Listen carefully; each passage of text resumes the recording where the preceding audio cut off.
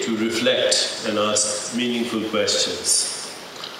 It's not that they have answers, but they live the questions. And they do take the time to reflect. Fundamental questions, which I can take you through in a few moments. That is a universal quality of those who are successful in the fields of change and transformation. So that's the first great quality.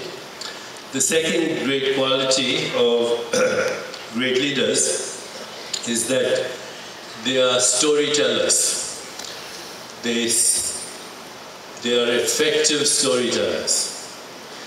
And one of the things that distinguishes us human beings from other species is that human beings are storytellers. Ever since civilization began, we have told stories. The stories were told in campfires, the stories were told around rituals, the great stories that are still told in civilization, in India in the Mahabharata, in the Ramayana, but everywhere civilization is about stories, whether it's the stories of the Bible or it's the stories of the great epics in Greek mythology, the Iliad, Homer's stories. Essentially, the stories are all about the hero's quest. They are about trials and tribulations. They're about falling down, getting up. They're about a vision. They're about the road. They're about climbing the mountain peak. They're about looking at the accomplishment. They're about coming back to tell the story to inspire others. And these stories have all the ingredients of a great movie or a great epic or a great saga. So there are good people in the story, there are bad people, there are heroes, there are villains, there are protagonists, there are all kinds of themes, sacred, profane, there is unconditional love, there is betrayal, there is lust, there is triumph, there is tragedy, there is wanderlust, there is mystery, there is adventure. It's a good story if it is to be sold to the collective imagination. And that's what great leaders do. Abraham Lincoln told a story. Mahatma Gandhi told us a story. Martin Luther King, when he said, "I have a dream," it was a story. And in modern times now in America, having gotten involved in the political campaigns over there, I see that Mr. Obama is more successful than the others because he's the best storyteller. The story has to have the ingredients of the things I mentioned. It can't be a boring story. If there are only good guys in the story, then what's the point? If you go to a movie that has no contradiction, no paradox, no tension, it's a boring movie. You won't watch it.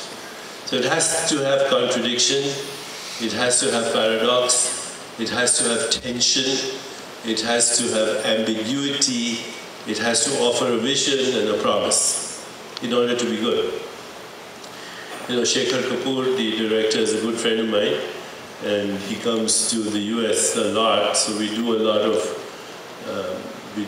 of dialogues on storytelling, because essentially stories are all that people listen to. As a doctor, I know that.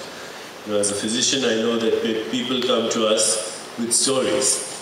How it began, what they were thinking, what was happening in their life, they lost their job, or they were in the midst of a divorce, or they had a tragedy and something started. But at the way we are trained as physicians, we don't listen to stories. We want to forget the story. Where's the headache? Here's the prescription, off you go. And so patients are very unsatisfied. Okay? and they never feel that they have been heard. So these days in Columbia University, where I also teach at the business school, in the medical school in Columbia University, a new department has started. It's called narrative medicine. Narrative medicine means that you listen to the story and you address the story, not your diagnosis, not your prognosis, but the story, because your body is also a manifestation of the story in your consciousness. Your life is a manifestation of your story. This morning I mentioned, and since most of you were not there, is the story of the Buddha on the streets of Benares 2,500 years ago. And he's standing there with his disciple Ananda. And apparently India must have been crowded, overcrowded even 2,000 years ago, or 2,500 years ago. There was a lot of traffic on the street. Horses, cows, bullock carts, everything. So Ananda says to Buddha, he says, we have a little time, can you explain life to me? And Buddha says, at that moment there's a chariot going by, and he points to the wheel of that chariot and says, life is like that wheel. The wheel has karma, memory and desire.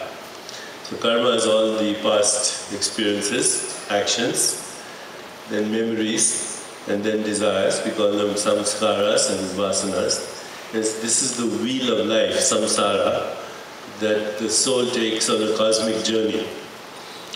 And the wheel of life is that when if you close your eyes right now, which we're not going to do, you will have thoughts. And the thoughts are all about the past and all about the future.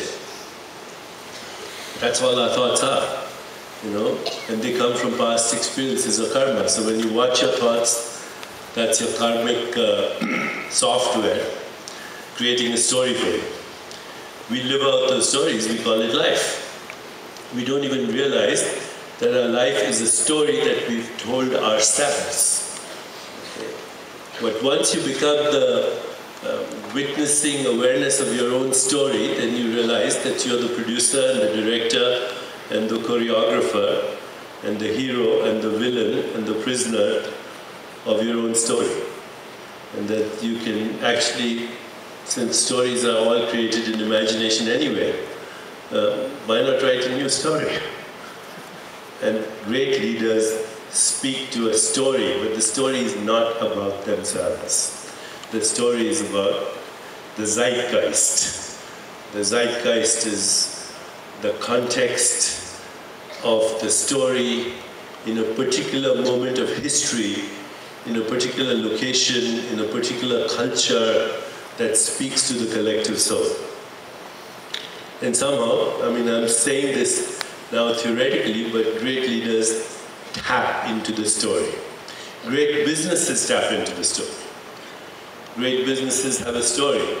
In these days today, cultural anthropologists talk about something called ritual action. Ritual action is, the ritual is that people will buy your product or buy your service. Okay, American Express. What is American Express? It's a story, right? Or whatever, Google, Amul butter. Doesn't matter what the service is or what the product is. People buy a service or a product, but they don't realize they're buying a story.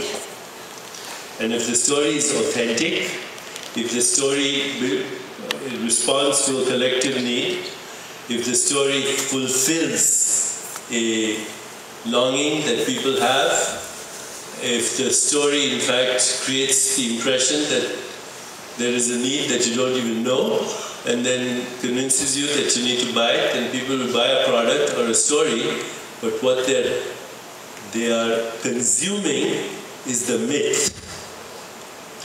People are actually consumers of mythology, not of services or products.